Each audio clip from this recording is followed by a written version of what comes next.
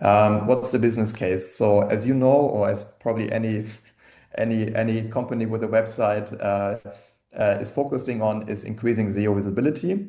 And us as Engel Völkers, we are present in 30 plus countries. So blog articles, of course, very important for us as well because they generate SEO visibility and are key for us in order to rank. That means that we've created those kind of overview pages where we are bundling all of our blog articles.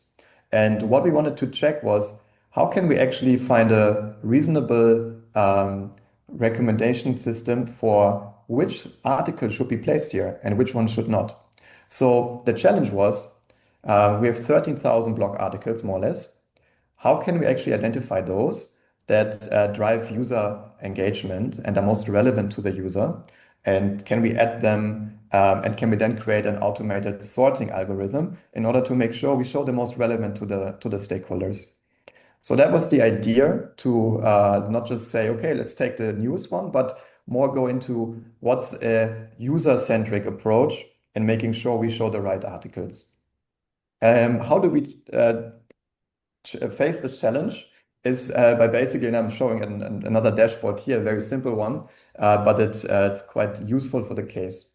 The way this works is on the left side, you see the different blog articles that we have on the website. Every article is scored based on 3 different parameters. The first one is engagement. So we check what's the average time on the page. The second one is the popularity. How many users, unique users, do we have on daily basis on that report, on that blog article?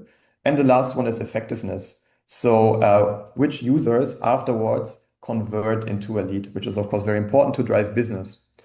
All of that together in a weighted calculation that you see below provides us a recommendation score. So the higher you are on a score with your article, the higher up it's also going to be shown on our overview pages, right?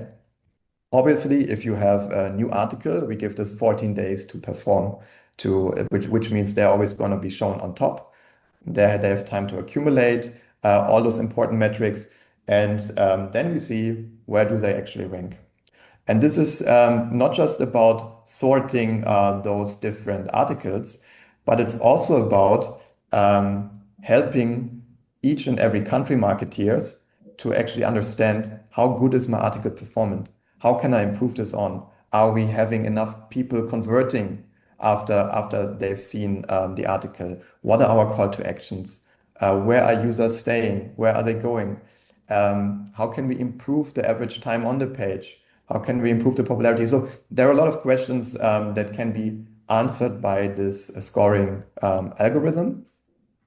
And before going on, I think Murali, you can give us a brief introduction on how we actually move this scoring algorithm onto the website and enable the exact outcome as you can see here with every article ranked based on the recommendation.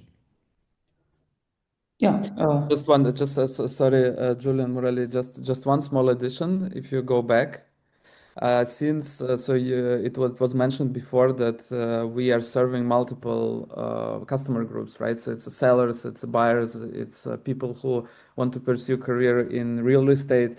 Broadly speaking, we try to also address homeowners or let's say lifestyle people who are just interested in this topic.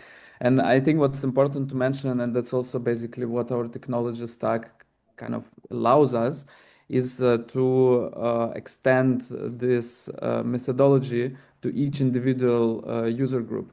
So as you see here, the scores are derived as a calculation of a percentile of the given value for the sample. So all of that is done within each customer group separately. So if generally we get less unique users per day for content targeting sellers as compared to buyers, we will not penalize let's say the seller related content because generally less people are looking to sell or to buy. So these percentiles are calculated within the user group, which obviously increases the relevance and gives extra flexibility for the website team to implement it. Thanks for the update, Ivan. Very, very important points to add.